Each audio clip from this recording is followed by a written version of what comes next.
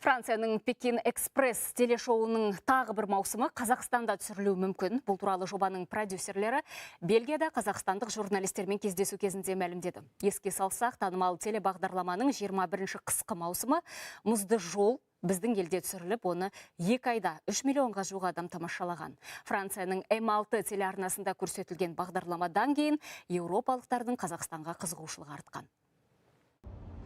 Францияның М6 телеарнасындағы Пекин Экспресс телешоуының көрерменнің көз айымына айналғанына 20 жыл. «Мұзды жол» деген атпен Қазақстанда түсірілген бағдарламаның 21-ші маусымы да рейтингті асқақтатты дейді түсірілім тобының өкілдері.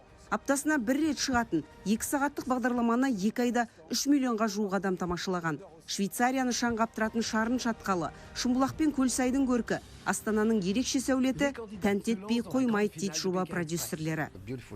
Елдеріңіз ғажап. Алматының оңтүстігіндегі үлкен тау жотасы, солтүстіктегі шөл дала, орман, қар, тұмса табиғат, бәрі керемет. Алматы маңында мұз трамплині, олимпиадалық инфрақұрылым дайын тұр. Біз мұндай сұлулықты көріп қатты таңғалдық. Мұны көбірек насихаттау керек. Сонда бұл мекендер туристерге толатыны айдан анық. Телешоуда 8 жұп бас жүлдешін таласып өзара бәсекеге түседі. Қара суықта суға сүңгіп, мұз тасып, Қазақстан қазақтың салт дәстүрлері жайлы сұрақтарға жауап іздеп, тау тас, өзен көлді аралап, түрлі сынақтан өтеді. Күнделікті берілетін 1 еуроға тамақ ішіп, қонатын жер табуға міндетті. Рахмет.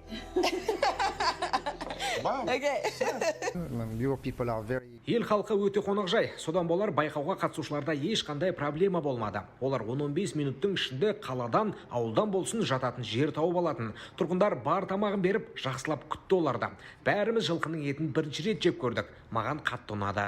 Туристік ұйымдардың берген мәліметінше, біздің әр бағдарламамыздан кейін сол шоу түсірілген елге туристердің саны 30%-ға көбейеді екен. Бұл керемет көрсеткіш, себебі теледидардан ғажап елді көрген көрермен, мен енді осы елге саяхаттауым керек деп шешім қабылдайды.